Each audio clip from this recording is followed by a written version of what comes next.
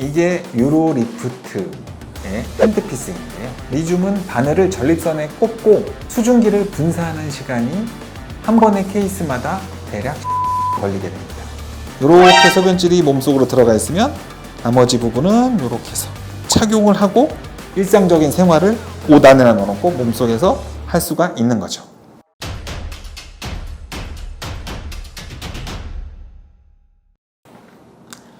안녕하십니까. 유헬비뇨의학과 양승우 원장입니다.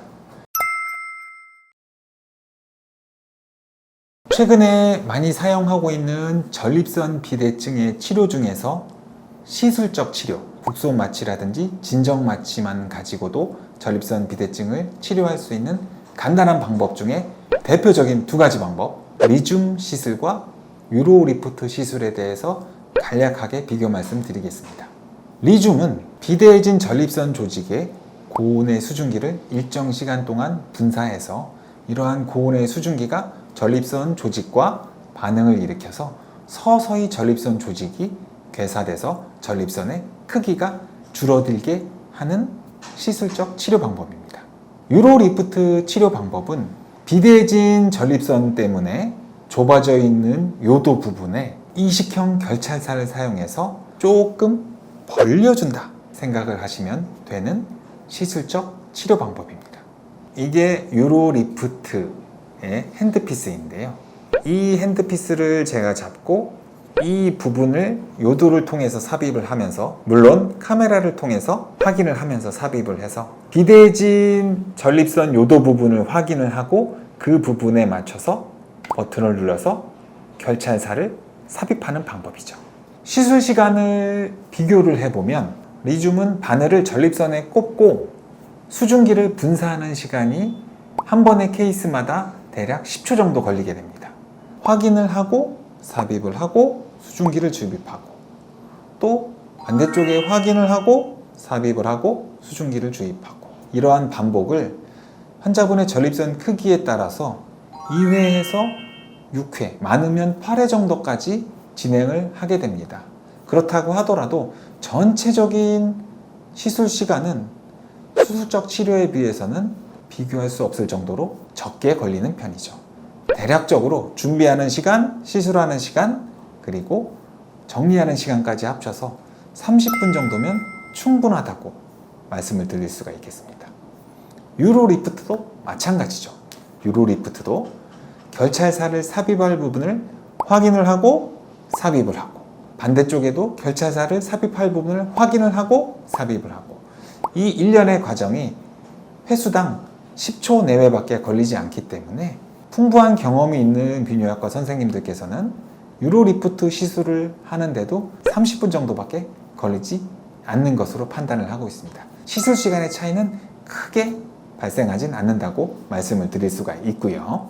두 가지 치료 방법 중에서 가장 확연하게 틀리는 방법이 있습니다. 리튬은 고온의 수증기를 삽입을 하면서 어느 정도 시간이 지난 후에 효과를 보는 거기 때문에 수증기를 삽입한 그 순간부터 일정 기간 동안에는 전립선의 비대해진 부분이 부종이 생겨서 소변을 보시는데 조금 힘드십니다. 그래서 리튬 시술을 하고 나서는 소변줄을 3일에서 7일 정도까지 삽입을 하게 되는데요. 이 부분이 환자분들한테 조금 불편하고 걱정되는 부분으로 다가오실 겁니다.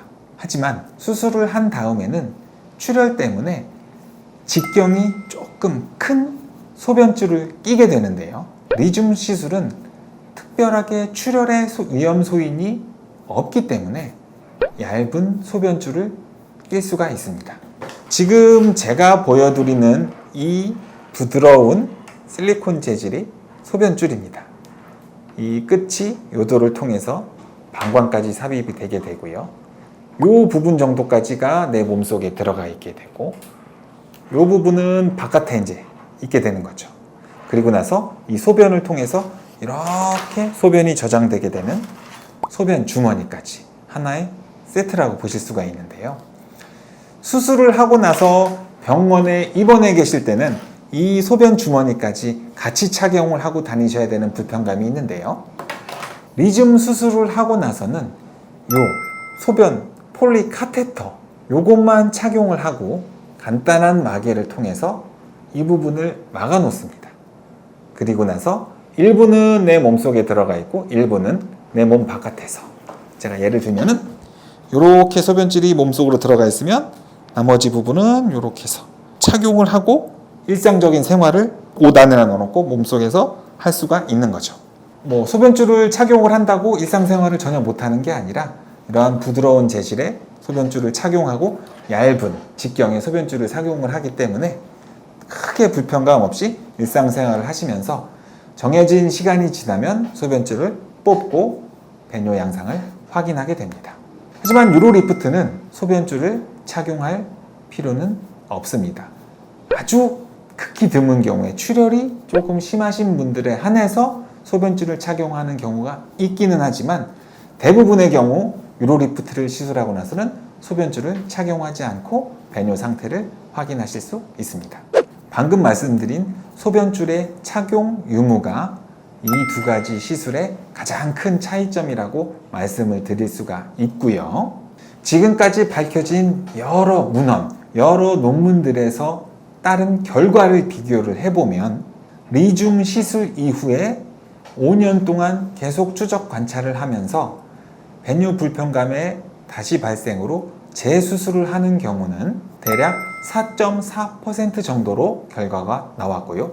유로리프트의 경우에는 재수술을 하는 경우가 대략 13.6% 정도로 보고가 되었습니다.